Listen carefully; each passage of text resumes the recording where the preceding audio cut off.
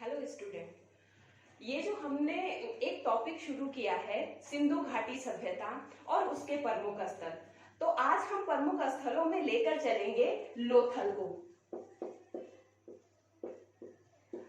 लोथल को जब हम लेकर चलेंगे तो सबसे पहले हम देखेंगे कि ये जो सिंधु घाटी सभ्यता का जो स्थल है लोथल, ये कहाँ और इसकी स्थिति क्या थी। वर्तमान में हमारे पास एक राज्य पड़ता है गुजरात। गुजरात राज्य से आप सभी जो है परिचित होंगे।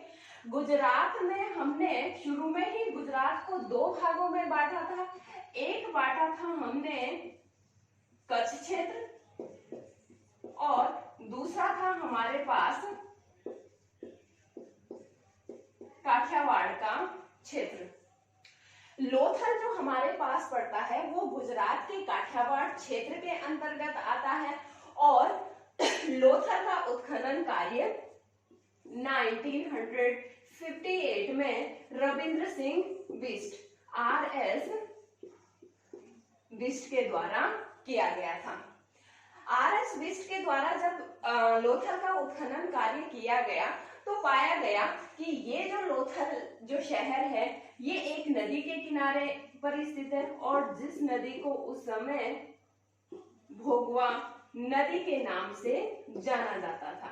और ये भोगवा नदी हमारे लिए आगे भी और महत्वपूर्ण होने वाली है, क्योंकि इसी भोगवा नदी के तट पर, इसी भोगवा नदी के किनारे पर हमको एक गोदीवाड़े या एक बंदरगाह के साक्ष्य भी मिलते हैं। तो लोथल की अगर हम सामान्य सी बात करें तो लोथल जो है भारत के गुजरात के काठियावाड़ क्षेत्र में भोगवा नदी के तट पर स्थित है और 1958 में रविंद्र सिंह बिष्ट द्वारा इसका उत्खनन कार्य किया गया। आइए देखते हैं लोथल से हमको जो है क्या क्या साक्ष्य प्राप्त हुए हैं।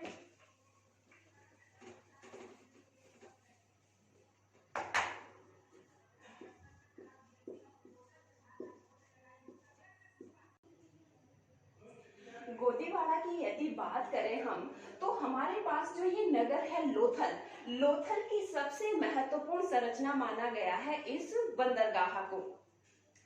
बंदरगाह को इसलिए यहाँ पर महत्वपूर्ण माना गया है क्योंकि शुरू में ही हमने बताया कि लोथल एक नदी के तट पर है,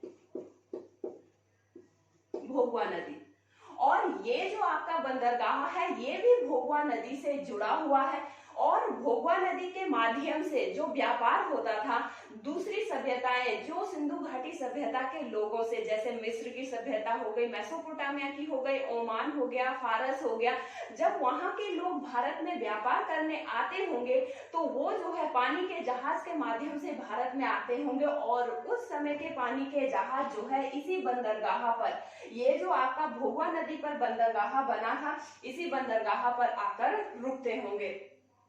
साथ ही हमने देखा कि ये जो बंदरगाह है इसका आकार भी विशाल है। हमने इसकी लंबाई देखी तो गोदीवाड़े की जो लंबाई है वो है 214 मीटर। अगर इसकी चौड़ाई की बात करें तो चौड़ाई ही इसकी 36 मीटर है और गहराई है 3.3 मीटर। ये था हमारे पास बंदरगाह का आकार। और साथ ही जो है ये लोग पानी के जहाजों से परिचित थे। इसके हमारे पास दो साक्ष्य मिलते हैं। एक साक्ष्य तो हमारे पास ये रहा कि लोथल से हमको जो है बंदरगाह के साक्ष्य मिले हैं। इसका मतलब है कि सिंधु घाटी सभ्यता के लोग जो है पानी के जहाजों को बनाना जानते थे, वो इस कला से परिचित थे और इसी माध्यम से वो व्यापार करते थे। दूसरे हमको साक्ष्य मिलते हैं और साक्ष्य हमको दूसरा साक्ष्य जो है लोथल से ही मिलता है और वो है हमारे पास जहाज अंकित मृदभांड। मिट्टी के बर्तन मिले हैं हमको और उन बर्तनों पर जो है जहाज की आकृति बनाई गई थी। तो जब वो जहाज की आकृति को बनाना जान रहे हैं इसका मतलब वो जहाज निर्माण की कला से जो है परिचित है और वो लोग जो है है जहाज को बनाते हैं, पानी के जहाजों को वो लोग बनाते हैं। और दूसरा साक्ष्य ये रहा कि भोगवा नदी के तट पर हमको बंदरगाह के साक्ष्य मिले हैं। इसका अर्थ, इन दोनों साक्ष्यों का यही अर्थ निकलता है कि सिंधु घाटी सभ्यता के लोग जो है जहाज निर्माण की कला से परिचित थे। साथ ही हम बात करते हैं कि ये लोग जो है दूसरे देशों से व्यापार करते थे। और हमने देखा पीछे कि हमको मेसोपोटामिया की सभ्यता के भी कुछ साक्ष्य मिले हैं। लोथल से हमको जो साक्ष्य मिले हैं उसमें हमको एक साक्ष्य मिला फारस की खाड़ी की एक मोहर मिलती है। अब लोथल से फारस की खाड़ी की मोहर मिलने का यही अर्थ होता है कि सिंधु घाटी सभ्यता के लोगों के जो व्यापारिक संबंध रहे होंगे वो फारस की सभ्यता से भी रहे होंगे। और इसीलिए जब कोई व्यापारी यहाँ आया होगा या उनका हमारे साथ जब व्यापार होता है तो आदान प्रदान में जो है ये मुद्राएं दी जाती होगी, ये मोहरें दी जाती होगी और उसमें से कोई मोहर जो है यहाँ लोथल में गिर गई होगी। इसका अर्थ है कि फारस की जो खाड़ी की जो सभ्यता है, फारस की जो सभ्यता है उनसे हमारे व्यापारिक संबंध थे। अगर हम एक सभ्यता की और बात करें तो वो सभ्यता है हमारे पास मिस्र की सभ्यता। अब ये जो मिस्र की सभ्यता है हमारे उनके साथ भी व्यापारिक संबंध थे, इस बात के भी हमको साक्ष्य मिलते हैं। लोथल से भी हमको जो है कुछ समाधान की जो प्रक्रिया है उसके बारे में हमको पता चला है। और इसमें से प्रमुख है हमारे पास मम्मी मॉडल।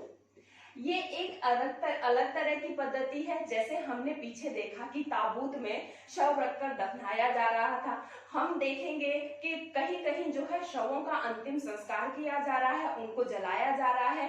कहीं पर हम देखेंगे कि कुत्ते को इंसान के साथ दफनाया जा रहा है। कहीं पर हम युगल समाधान की पद्धति के साक्ष्य भी हमको मिलते हैं कि पुरुष और स्त्री दोनों को एक साथ दफनाया गया है। लेकिन लोथल से हमको एक अलग तरह की सभ्यता की जानकारी मिलती है और वो है मम्मी मॉडल। मम्मी मॉडल को देखिए कि क्या होता है, जब कोई व्यक्ति मरता है तो उसके शरीर पर एक विशेष प्रकार का लेप लगाया जाता है जिससे वो शरीर बहुत लंबे समय तक जो है सुरक्षित बना रहता है, सड़ता गलता नहीं है। तो ये जो साक्ष्य है, ये जो प्रणाली थी ये मिस्र की थी, ये भारत की सभ्यता नहीं थी। जब मरते थे लोग तो इस तरीके से मिस्र में लोगों को दफनाया जाता था और वही साक्ष्य जो है हमको लोथल से भी मिले हैं। इस आधार पर हम लोग ये अनुमान लगाते हैं कि सिंधु घाटी सभ्यता के लोगों का जो है मिस्र की सभ्यता से भी व्यापारिक संबंध रहे होंगे।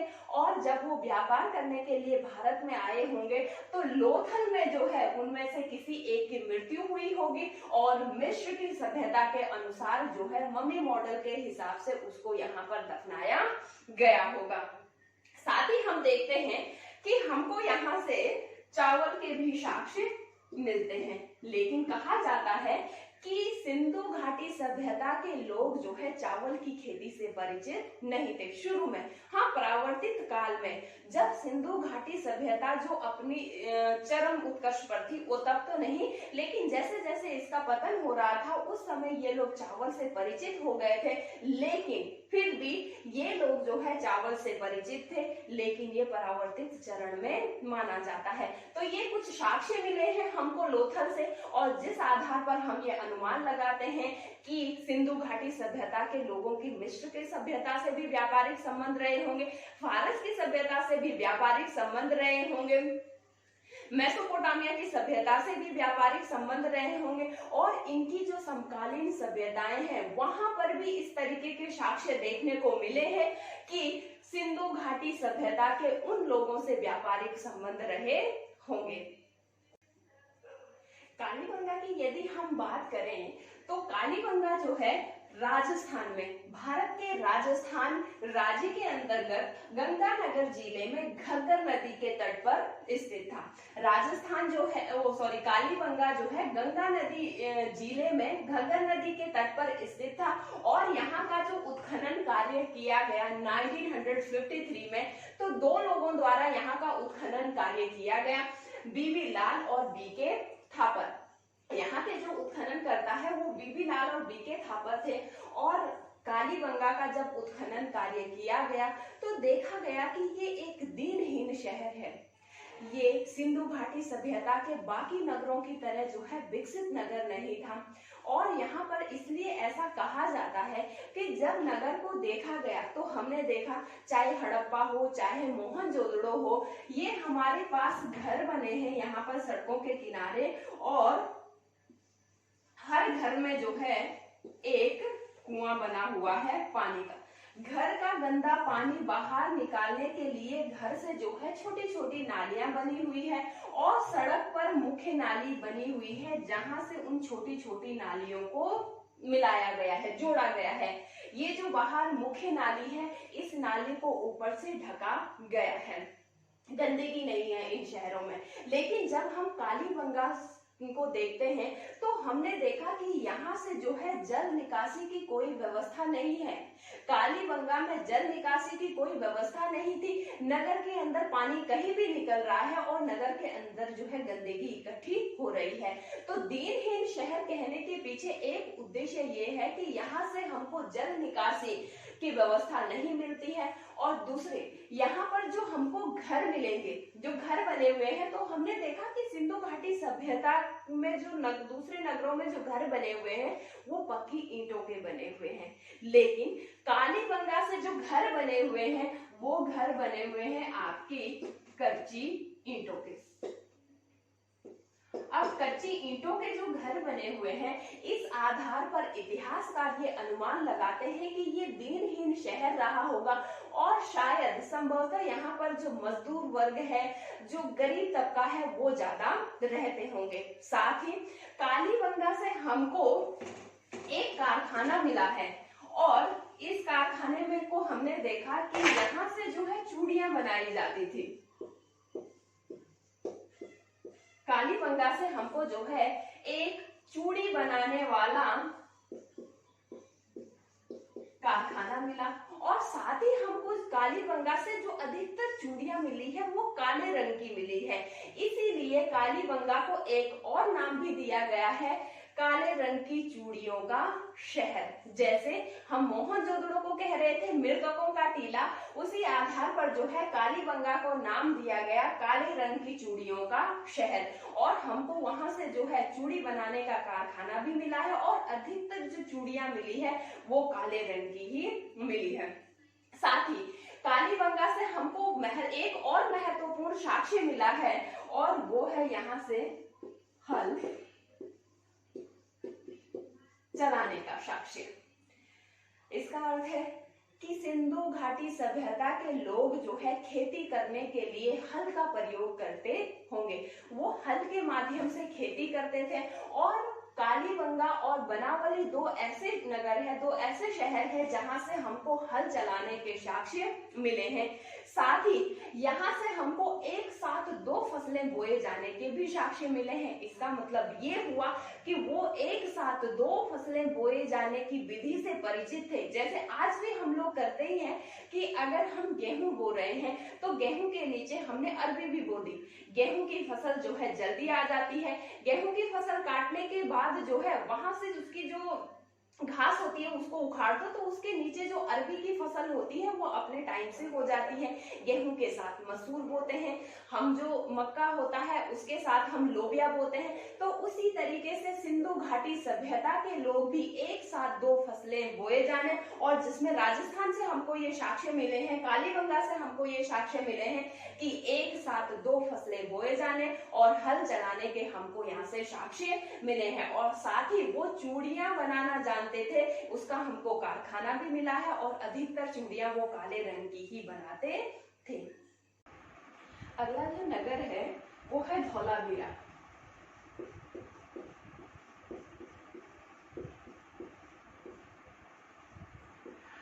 धौलावीरा नगर भी हमारे पास गुजरात में पड़ेगा, और गुजरात का जो कच्छ क्षेत्र है, कच्छ क्षेत्र के अंतर्गत धौलावीरा नगर पड़ता था।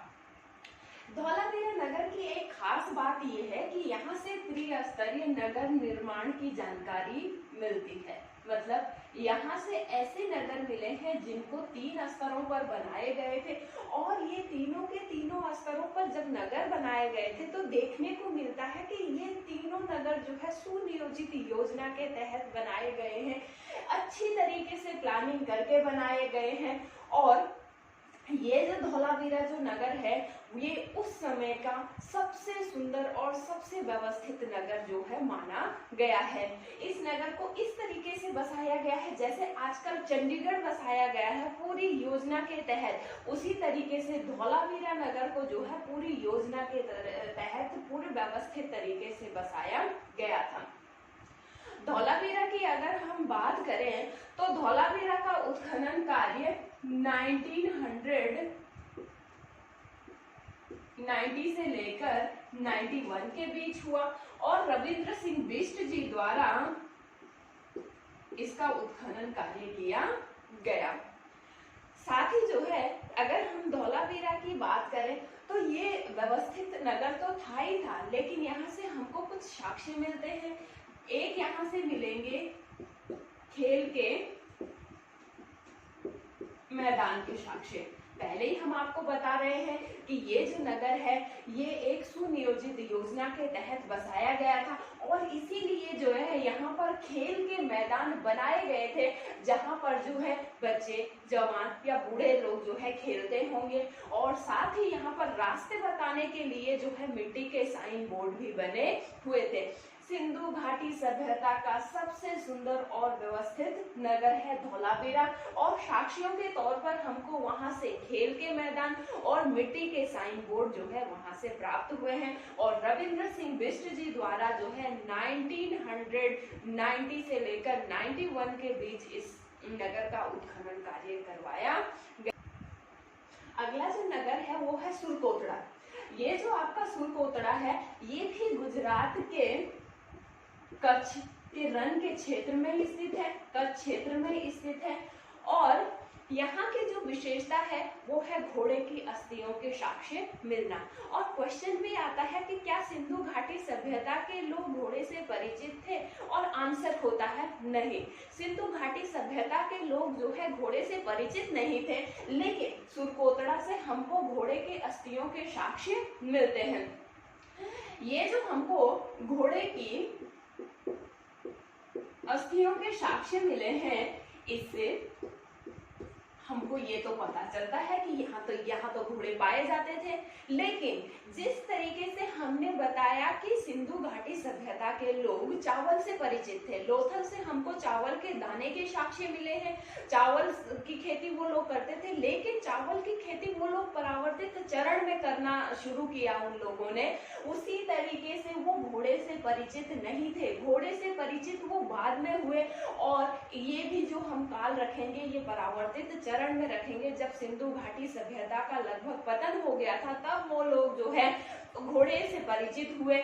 लेकिन फिर भी सुरकोतड़ा से हमको घोड़े की अस्थियों के साक्ष्य मिले, और घोड़े की अस्थियों के साक्ष्य जो है परावर्तित चरण के थे, सिंधु घाटी सभ्यता के लोग जो है घोड़े से परिचित नहीं थे। अगला जो इसी में नगर आएगा वो है बनावली। बनावली जो नगर है हमारा वो पड़ता है हरियाणा में। हरियाणा का एक जिला है हिसार। बनावली हरियाणा राज्य के हिसार जिले में स्थित है। 1974 में यहाँ का उत्खनन कार्य RS बिष्ट द्वारा अर्थात रविंद्र सिंह बिष्ट जी द्वारा किया गया है। और यहाँ पर जब यहाँ पर उत्खनन कार्य किया गया तो यहाँ से हमको एक अलग तरीके का साक्ष्य यहाँ से मिला है, और वो है सड़क से बैलगाड़ी के पहियों के निशान। यहाँ से जो सड़क से बैलगाड़ी के पहियों के निशान मिले, इस आधार पर हमको ये पता चलता है कि ये लोग जो है सामान ढोने के लिए बैलगाड़ी का भी इस्तेमाल करते होंगे, और पहिया निर्माण की कला से ये लोग परिचित थे। साथ ही जिस तरीके से कालीबंगा से हमको जुते हुए खेत के साक्ष्य मिले हैं,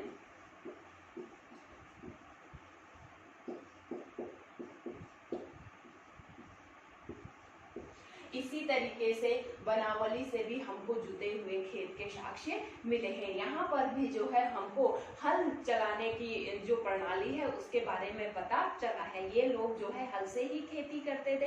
तो यहाँ से हमको दो साक्ष्य मिलते हैं, एक सड़क से बैलगाड़ी के पहिए के निशान, जिस आधार पर हम ये अनुमान लगाते हैं कि सामान को ढोने के लिए जो है ये लोग बैलगाड़ी का इस्तेमाल करते होंगे और या भैंसा गाड़ी का इस्तेमाल करते होंगे। और साथ ही जो है एक यहाँ से खेत में हल चलाने के भी साक्ष्य मिले हैं। अग्निकुंड हर जगह से मिले हैं, तो बनावली से भी हमको अग्निकुंड प्राप्त हुए हैं। तो ये थे हमारे पास सिंधु घाटी सभ्यता के प्रमुख स्थल, और वहां से जो साक्ष्य हमको प्राप्त हुए हैं उस आधार पर हम ये अनुमान लगाते हैं कि सिंधु घाटी सभ्यता के लोग किन किन चीजों से परिचित थे। जैसे सिंधु घाटी सभ्यता के लोग जहाज निर्माण की कला से परिचित थे, मिट्टी के बर्तन बनाने की कला से वो लोग परिचित थे, हल चलाने की कला से वो परिचित है, हल बनाने की कला से वो परिचित है, एक साथ दो फसलें बोया जानने की कला से वो लोग परिचित हैं।